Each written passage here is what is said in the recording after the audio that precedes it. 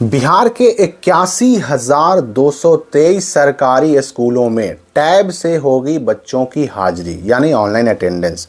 और ये 81,223 जो सरकारी स्कूल हैं इनमें 1 से 5 तक प्राइमरी स्कूल भी हैं, 6 to 8 वाले जो मिडिल स्कूल होते हैं वो भी हैं, 9 से 10 वाले हाई स्कूल भी हैं और 11-12 वाले +2 स्कूल भी हैं।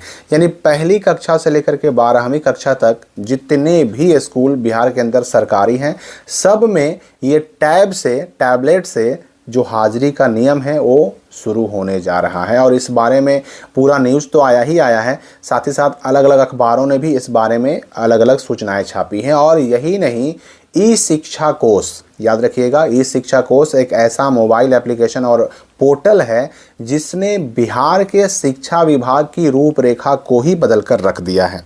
अब ई शिक्षा कोष ऐप ही वह ऐप है जिससे पहले सिर्फ शिक्षकों का, बिहार के सरकारी टीचर्स का अटेंडेंस बनता था, ठीक है ना। लेकिन अब मैं आपको बता दूं कि ई शिक्षा कोष मोबाइल ऐप पर जो है ना चेहरे से हाजिरी बनाने का ऑप्शन जुड़ चुका है। और ये चेहरे से हाजिरी बनाने के जो ऑप्शन की बात मैं कर रहा हूँ ना, इसी को कहते हैं फेस रिकॉग्निशन, यानी चेहरा पहचानने की क्षमता। और पहले ई शिक्षा कोष पोर्टल, जिसके बारे में बताया आपको कि पहले इस पोर्टल से, इस ऐप से केवल शिक्षकों की हाजिरी बनती थी, अटेंडेंस बनता था। अब चेहरा पहचानने की जो विकल्प जोड़ने की बात कही जा रही है ये सिर्फ बच्चों के लिए जोड़ा गया है। पूरी बात समझिए आप, चेहरे की पहचान करके हाजिरी बनाने की व्यवस्था जल्द राज्य के सरकारी स्कूलों में लागू होगी और इसके लिए मैनुअल प्रक्रिया बताने के लिए जारी कर दिया गया है। सोमवार को ई शिक्षा कोष पोर्टल पर इस प्रणाली से हाजिरी बनाने का विकल्प भी जुड़ गया। इससे पहले सिर्फ सूचनाएं आ रही थी कि इस महीने से तो उस महीने से ऑनलाइन अटेंडेंस बच्चों का भी बनेगा, लेकिन फाइनली सोमवार से ना ई शिक्षा कोष पर जुड़ चुका है ऑप्शन चेहरा से हाजिरी बनाने का। और बच्चों की हाजिरी में फर्जीवाड़ा रोकने के लिए शुरू हो रही इस व्यवस्था को सुचारू रूप से लागू करने के लिए प्रशिक्षण की शुरुआत भी सोमवार से ही हो रही है। सोमवार से बांका जिले के 8 प्रखंडों के सरकारी स्कूलों के प्रधानाध्यापक और प्रत्येक स्कूल से एक एक नोडल शिक्षक को टैबलेट के माध्यम से फेशियल रिकॉग्निशन प्रणाली से हाजिरी बनाने का ऑनलाइन प्रशिक्षण मिला।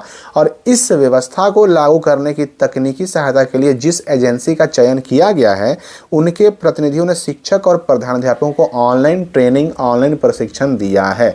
राज्य भर में 11 दिसंबर तक यह प्रशिक्षण पूरा कर लिया जाएगा। यानी कि आखिर चेहरे को पहचान करके ई शिक्षा कोष ऐप के माध्यम से बच्चों की हाजिरी कैसे बनानी है उसके लिए पूरे राज्य भर में ट्रेनिंग चल रहा है। हेडमास्टर और हर एक स्कूल से एक एक नोडल टीचर का ट्रेनिंग चल रहा है, प्रशिक्षण चल रहा है, जो 11 दिसंबर तक पूरा हो जाएगा। वर्ग शिक्षक और प्रधानाध्यापक, क्लास टीचर और जो हेडमास्टर होते हैं दोनों की आईडी से बनेगी हाजिरी। और वर्ग शिक्षक टैबलेट से बच्चों की हाजिरी बनाएंगे तो वहीं जो हेडमास्टर होंगे चेतना सत्र यानी प्रार्थना की फ़ोटो अपलोड करेंगे। हर शिक्षक अपनी कक्षा की जिम्मेदारी लेंगे। पटना जिले के 3400 सरकारी स्कूलों के लगभग 9 लाख बच्चों की हाजिरी टैबलेट के माध्यम से ऑनलाइन बनाई जाएगी। और यहाँ पर यह बात भी कही जा रही है कि वर्ग शिक्षक अपनी आईडी से बच्चों की हाजिरी बनाएंगे। और 9 लाख जो यहाँ पर संख्या बताया गया है ना, ये सिर्फ पटना जिले की है। पूरे बिहार के अगर आपको संख्या जाननी है तो यहाँ पर इस न्यूज़ में देख सकते हैं। यहाँ पर कहा जा रहा है कि 81,223 स्कूल हैं और इन सभी स्कूलों में पढ़ने वाले जो लाखों बच्चे हैं वो सब का facial recognition based authentication system के अंतर्गत हाजिरी बनाई जाएगी। इससे बच्चों की हाजिरी में अब किसी भी प्रकार की हेराफेरी की गुंजाइश नहीं रहेगी। टैबलेट से बच्चों की हाजिरी लेने की तैयारियां अब अंतिम दौर में है। इसके तहत अब हर सरकारी स्कूल के हेडमास्टर और नोडल शिक्षक की ट्रेनिंग होगी ऑनलाइन, वही बात यहाँ भी कही जा रही है। तो मान के चलिए कि इसमें जो 81,000 जो संख्या बताई जा रही है स्कूलों की, 81,000 स्कूलों में 40,566 स्कूल जो है ना प्राइमरी स्कूल हैं 1 to 5 वाले, 31,297 स्कूल हैं 6 to 8 यानी मिडिल स्कूल हैं, और 9,360 माध्यमिक और उच्च माध्यमिक यानी 9, 10 और 11, 12 वाले स्कूल हैं जहां पर हर दिन बनेगा ऑनलाइन अटेंडेंस।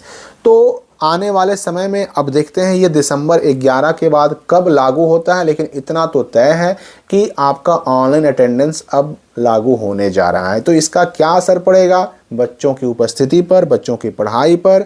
मैं आपको बता दूं कि ये ऑनलाइन अटेंडेंस टीचर्स के लिए पहले से है, बच्चों के लिए अब लागू होने जा रहा है। तो आपकी इस बारे में क्या राय है, कमेंट करके हमें बताइए। हम मिलेंगे अगली वीडियो में नए अपडेट के साथ।